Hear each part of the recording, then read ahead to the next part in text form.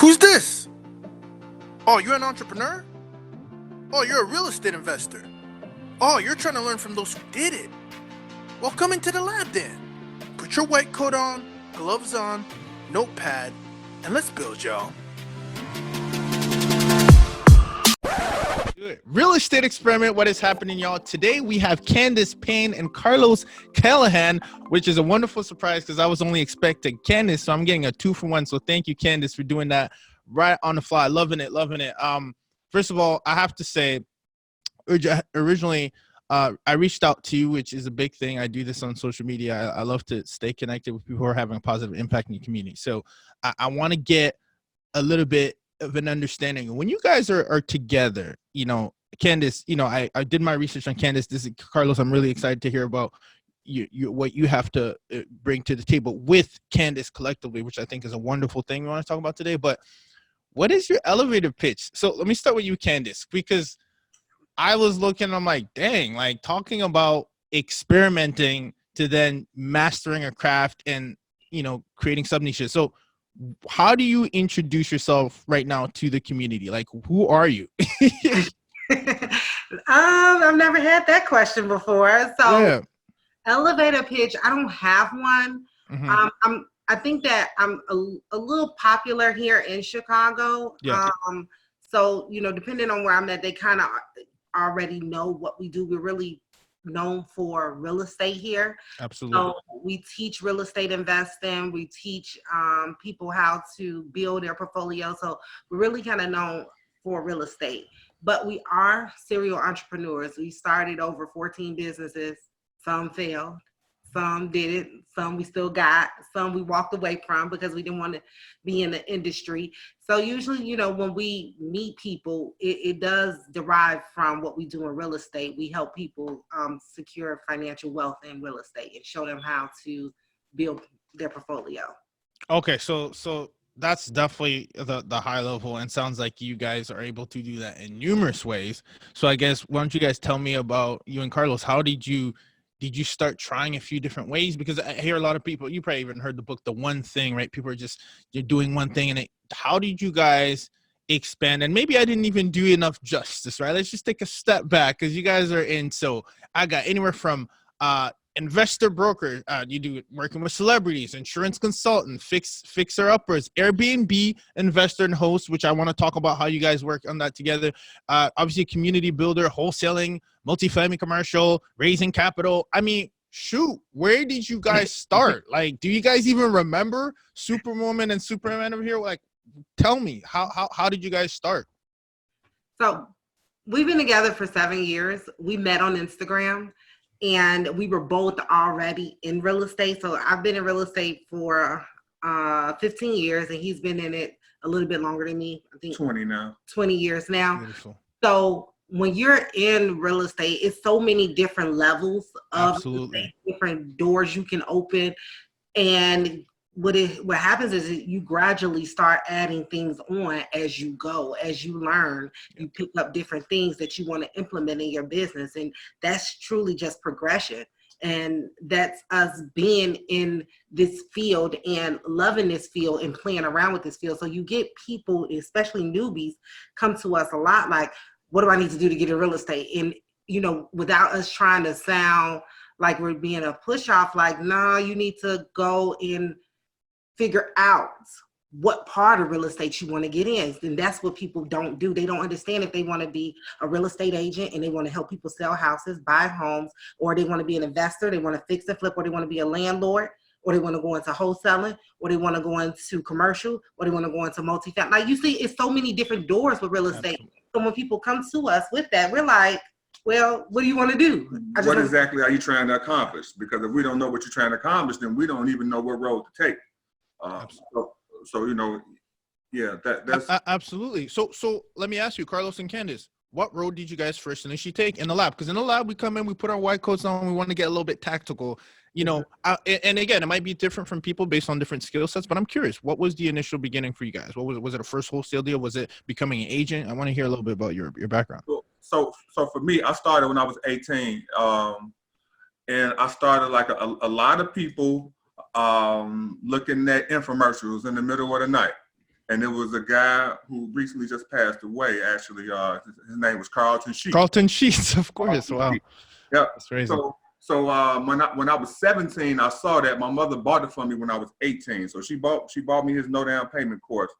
Then obviously at 18 years old, a lot of that stuff was kind of out of my reach.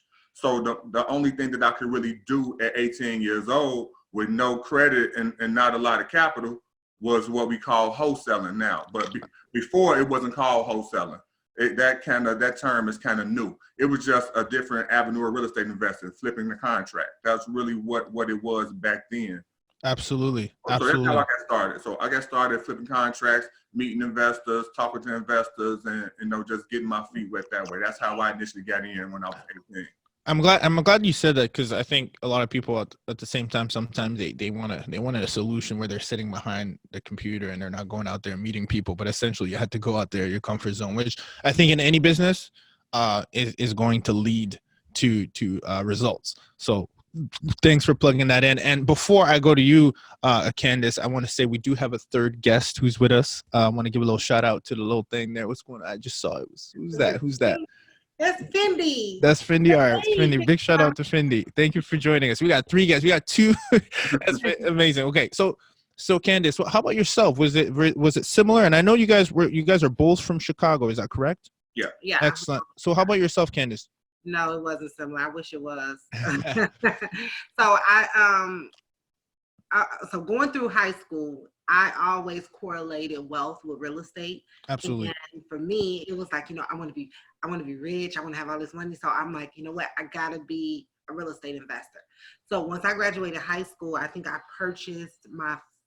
graduated high school and when I worked in corporate, I slid through the doors of corporate. I had a really nice resume because I worked 2-3 jobs in high school.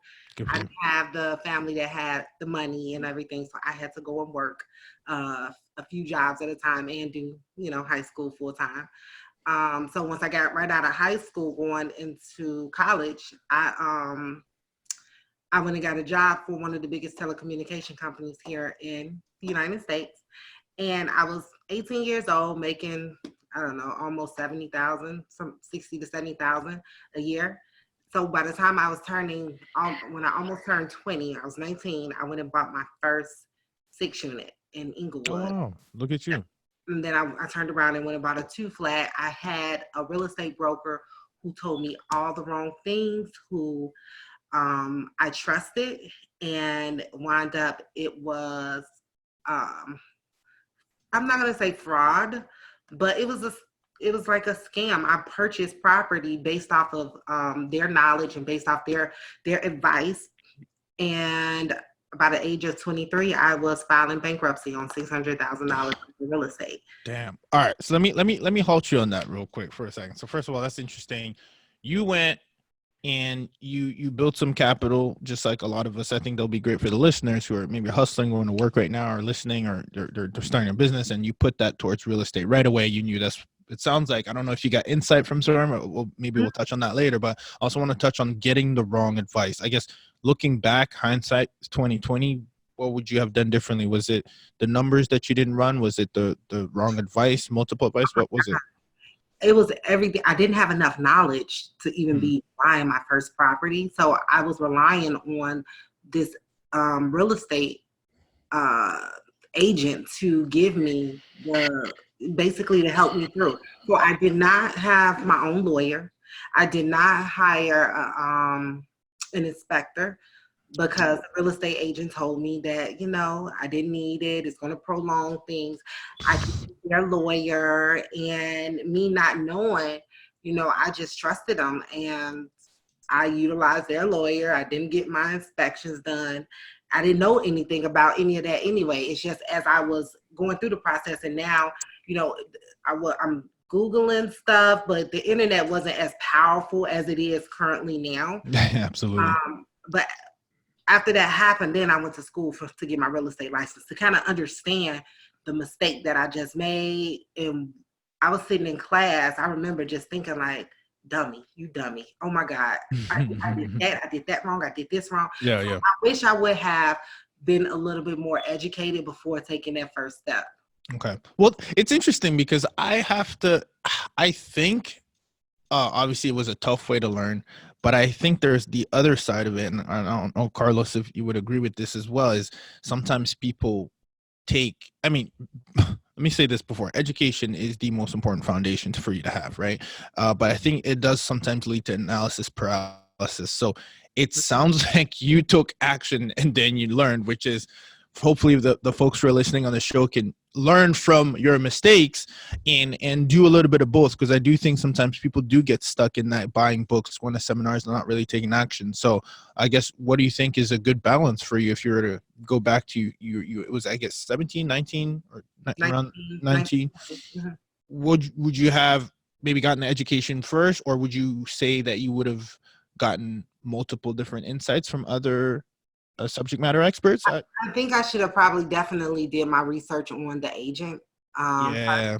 and went with someone probably a little bit more credible. Hmm. Um, and then also, yeah, the education, even if it's not me going to get my license, at least taking some first time home buyer classes.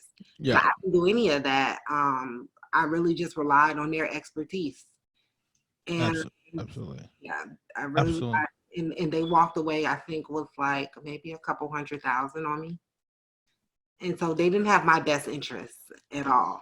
And yet you are here today and you stand. So good for you. Good for you. So good for you both, actually. So now that you've done all this, and I noted in the beginning how involved you guys are in the real estate umbrella, which one excites you the most? And I don't know if, Carlos, there's one that excites you more, and or is it together? You guys are both in one. I'm like, man, we love fix and flips, or we love multifamily, or we love like just financing people. Like, which one is it that gets you out of the bed in the morning?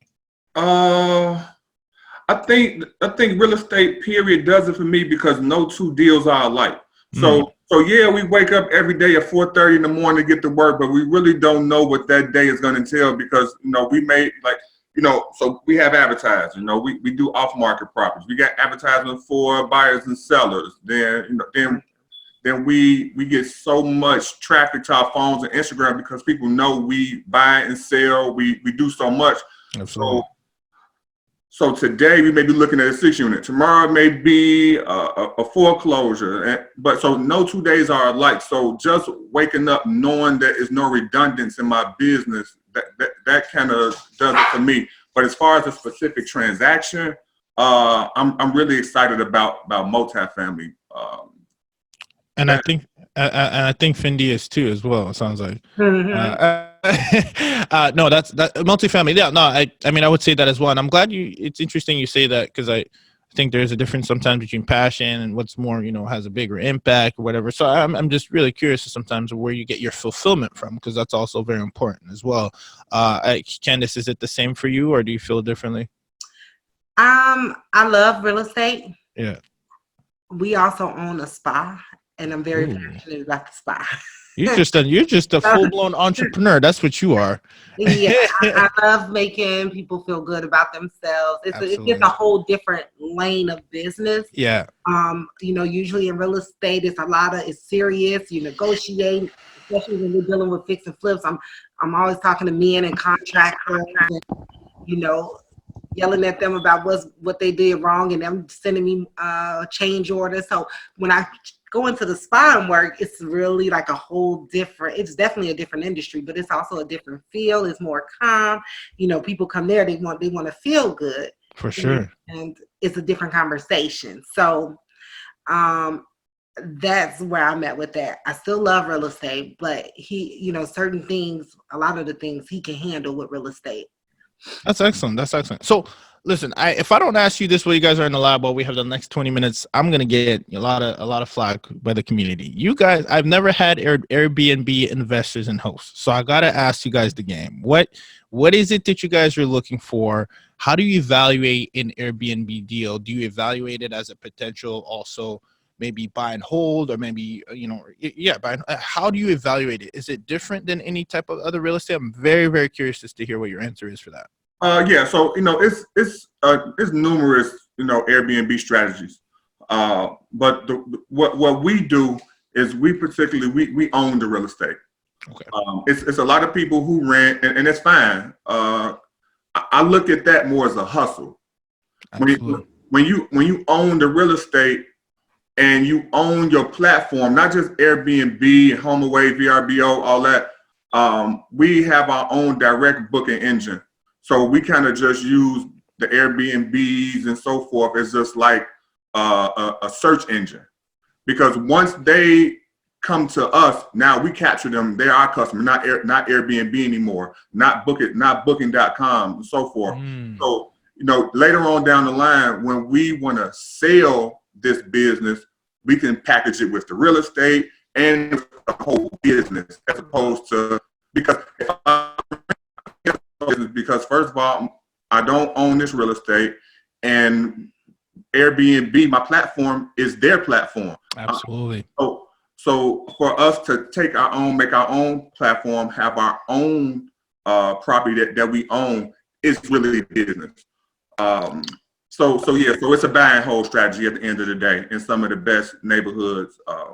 That's what I would suggest if anyone wants to get into real estate as an Airbnb investor. They should be in an area in which they can see some appreciation. It doesn't have to be touristy, but it should be close to some attractions, close to whatever conventions you guys have in your respective towns and cities. That's what I feel is kind of like the success formula. Okay, that's interesting. So you actually, I'm glad you mentioned the neighborhood, because that's another thing I was going to mention. It sounds like you're going for maybe a Class B, Class A type of I guess neighborhoods, and you guys know your area better than I do because I'm not familiar. But what else? I guess for the setup, are you looking to have? Is it single families? Is it more townhomes? Do you structure it in a way where they can all be in one place? Is it in multiple neighborhoods? I guess how do you structure that for maybe an novice Airbnb investor who wants to get into that space? Well, it's a couple of different strategies. Mm-hmm. We don't rent the whole place normally.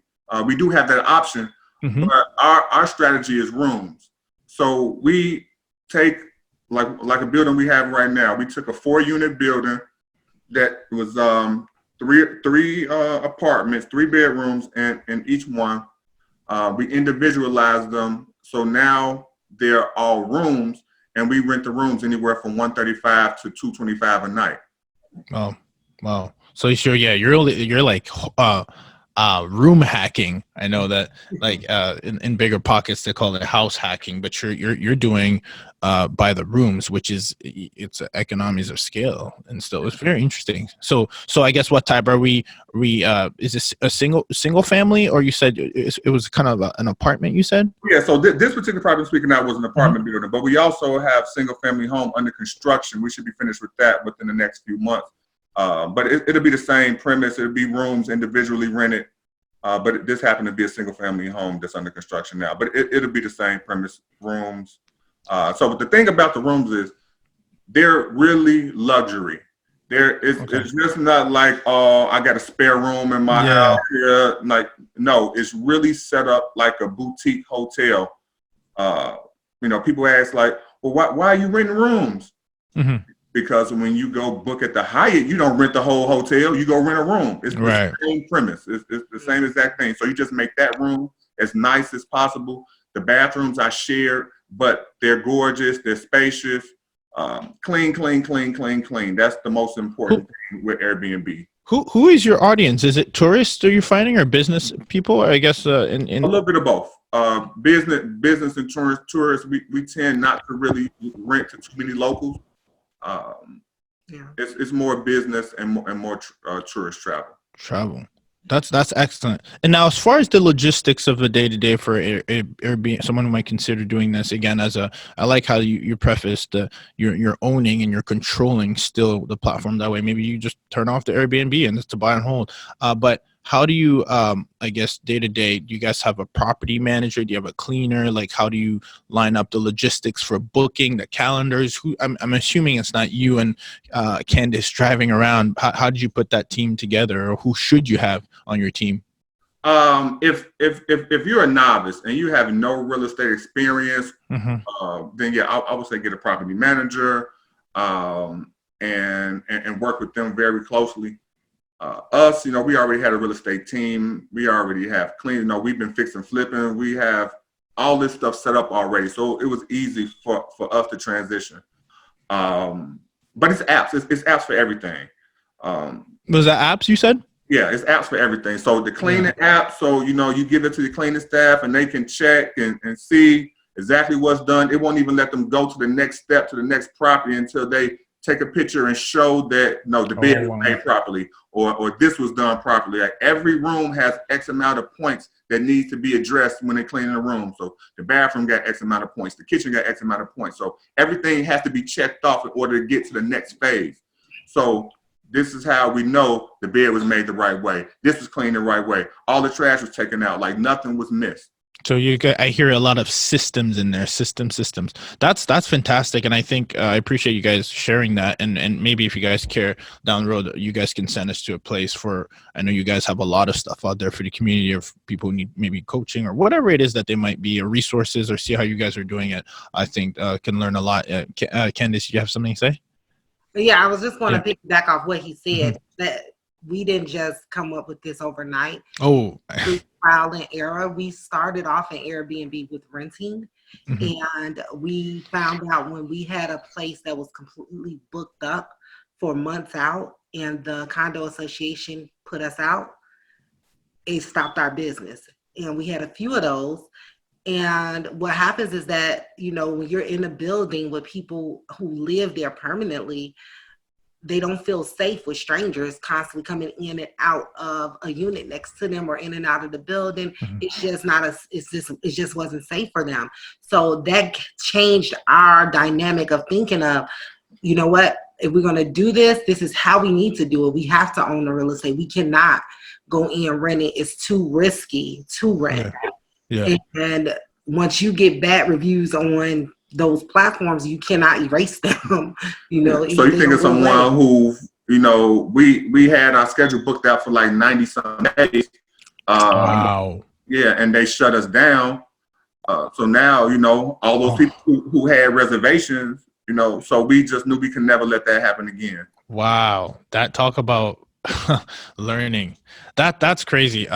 And I'm glad you brought that up, because I think that's another thing people forget too. Like, you need to factor in the condo, the board, right? If it's a HOA, or what are their regulations? But then you're saying, learning from that, just own the thing, because you don't want. And again, some people own in HOA communities as well, so maybe that's a thing to factor in. Is that where you were going as well, there, Candice? What? Well, owning the HOA? Oh no, I'm saying not owning the HOA. If some people own within an HOA, so they have to abide to their rules. Right. So you're also saying that's maybe a strategy that you guys use to make sure that maybe you're not in one, so you have full control. Yeah, you know what? So what's happened now with the Airbnb, a lot of the HOAs have changed their bylaws where it's already included that you can't Airbnb, even with leases in the city of Chicago. The leases have been changed to either allow or not allow Airbnb, and most landlords, it's a risk for them. They're not getting the reward. They're getting their monthly rent. So they'll basically say, nope, they won't allow it. So I've heard some workarounds that people are trying to do, which is going into the lease as a corporate lease, like you have put it under your business and you renting this space out. You're renting this space out and letting them know that it will be other people coming in, but really not letting them know that it's Airbnb. It's just really corporate living. And that can get risky too. They can catch on to that, and it's just a waste of money. All the furniture and the money you have to spend to move and try to figure it out. So you got to be like really, really careful with that and make sure that everyone agreeing to what you're trying to do if you're going to be renting. And don't get me wrong, it's people making a ton of money off that without owning real estate. We're not saying that it's not possible. We're not saying that it's a bad thing. We're just saying make sure you do your due diligence. And just from what we've seen, it just didn't work for us. Absolutely. But again, it's people making a lot of money from not owning real estate, because you can position it to where a landlord will say yes, because when you do Airbnb, you got to come do some cosmetic changes to the property. Mm-hmm. That's gonna raise the value of the property that I don't own. It's his property. So you kind of position that conversation with, look, you're gonna get a little forced appreciation. we're going to clean the property every day, all day. So you're going to maintain a nice property. And if, and what I've seen is, say the rent is $1,500, they may say, hey, I'll pay you $2,000 a month. And also you will get, the forced appreciation, and then we'll be taking care of the upkeep, of the upkeep of the property. So this is more the angling of selling it to maybe negotiation. Yeah.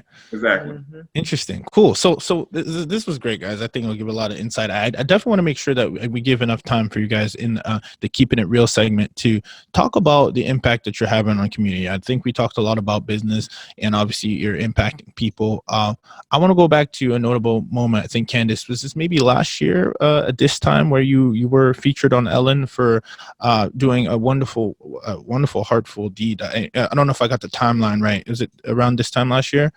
It's about that time, around February. Mm-hmm. Yeah. I mean, I thought that was notable. For those of you who don't know, and correct me if I'm wrong, you had the idea to first, I think it started with 30, helping 30 homeless people during a very cold, I think it was a cold front, a polar vortex to some sort of Chicago. So that was amazing what you were able to do. And I know that since I last watched that, I know that you have a nonprofit and you're doing a lot of things. Do you want to just maybe fast forward to first of all, I want to make sure we give you the kudos on that moment that I know that you had, and you were able to really make an impact and then really influence people with your platform to go in with you and help you guys out. So can you fast forward as to where you're at today? Maybe the community can kind of continue to get inspired by what you guys are doing. Sure. Well, basically last year we were able to, the polar vortex, that's like, it was negative 50 degrees. And that was excruciating cold, right? And what we did was we started off with 30 hotel rooms, and it wound up going to, I think, like 72 hotel rooms. Wow. We were able to help 122 homeless people, from vets and kids and women and pregnant women, and help them get off the streets for 5 days. With the help of social media, the power of social media, it went viral. So since then, we started a non-for-profit. It's called Action for a Cause. And it's just basically for us to help displaced homeless people. So we purchased the building, and I think April 1st is when we're going to gift 3 homeless families a place to stay. In this time, we had to renovate it, and we purchased with our own cash, our own money. We did take some donations, but it was not enough to cover a purchase of real estate, renovate it, and so forth. So a lot of this is out of pocket. Yeah. Good for you. Pocket. So we also have another building now that was donated that we're raising money to go in and renovate. That's beautiful. Kudos to you guys both. Seriously, I commend you guys for that. Yeah. Thank you. Thanks. We about helping the people, though. We haven't really talked about our backgrounds, but we come from nothing. Yeah. Humble beginnings. Exactly. And no one really gave us the game, so to speak. We had to want it and get it. And once you start moving in a certain direction, then you know what they say, the stars align and things, and people get to fall into place. Yeah. So yeah, it wasn't until I was already in it till I got my first mentor, and he helped me out and talked to me, gave me a lot of free game. So we found ourselves in this game.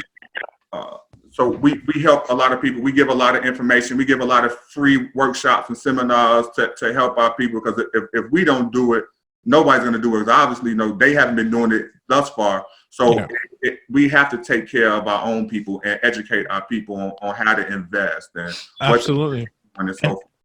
And I think you guys you're doing that, and you're not only doing it directly, but you're also inspiring people to do the same thing. You're being an example. So I want to give you guys big kudos for that, and we'll definitely have that Action for a Cause. We'll definitely make sure that we include that for people to be inspired and then take action and help out. You keep mentioning social media, and I'm glad you do, because that's something that we really specialize in. How important has social media been for maybe your business, but then it sounds like your personal life as well? How important is it now? Come on, let's talk about that. I mean, no, it's very important. some people get on social media before they even brush their teeth in the morning. So it's really important. It's definitely impacted our business since the polar vortex. But before, we always sold houses on Instagram, like absolutely. To first-time buyers and so forth. From the way that we market, all of our homes are gorgeous. We don't skip steps, so we market that. We pride ourselves in that we don't cut corners.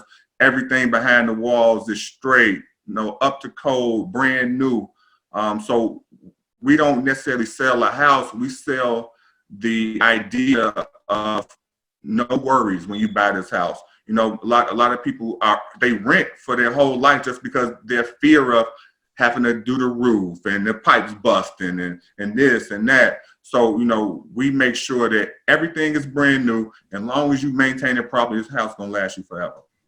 That's beautiful. And thank you for tying that well together with the background. And I think it's about storytelling too on social media. And as you said, and you guys are doing a fantastic job doing that. We'll definitely make sure we plug you guys in. Right before we wrap up, and this is the insider secrets part. I like to always find out a little bit of what people are using. You guys got, I checked out, your team. We talked about this a little bit. Your empowerment with your team members. What is it that is allowing you guys? Is there a piece of software right now, or is it the people? Is there a system in particular that's helping you guys do all that you're doing? I always like to know what things are that people are using to maybe share with others. Is there a specific application or something that comes to mind, or software that has helped you guys just tie it all together? No, man. As cliche as it may sound, it's that golden rule, man. Doing unto others, and make sure that everybody around you is straight, and they're going to make sure that you're straight. So we just try to make sure that everybody on our team, that we're helping them make their goals, we're helping them accomplish what they want to accomplish. And it's just helping us get to new heights. But we don't really have any fancy applications and proprietary software or anything like that. Cool. No, it definitely. It's also like you had What's mentioned that? earlier. It's about systems Yep. and delegation. We have a couple of assistants, so we delegate. And my assistant will tell you, she'll come in and it's no telling what she'll be having to do that day. Either she's working on spa stuff, real estate stuff. Yeah. Course, we have a course that we are building right now because so many people want information. And we'll be on the phone all day trying to give it to them. So we said, based off of our experiences, let's put it into a course form to help people out. So it is really just delegating properly. Absolutely. And speaking of information, I know from this talk, not only did the people fall in love with your story, it's beautiful that you guys are here together in the community as partners, and you're doing so much, which I think is beautiful. So honestly, kudos to you guys. But where can we find out more about what you guys are doing in the large umbrella of services and impacts that you guys have? Where can you find out more about you? Well, of course, everything's going to hit social media first. So I'm Candice Payne across all social media platforms. His social media is it's us. I buy homes cash. Gotcha. You can search my full name, it'll pop up, you'll see it, Carlos Callahan. So whichever one is easier for you, I buy homes cash or Carlos Callahan, you can search either one, it'll pop up on all platforms also. Boom, guys, we will certainly follow up. This was a beautiful segment. Thank you so much for adding so much value to the community, man. And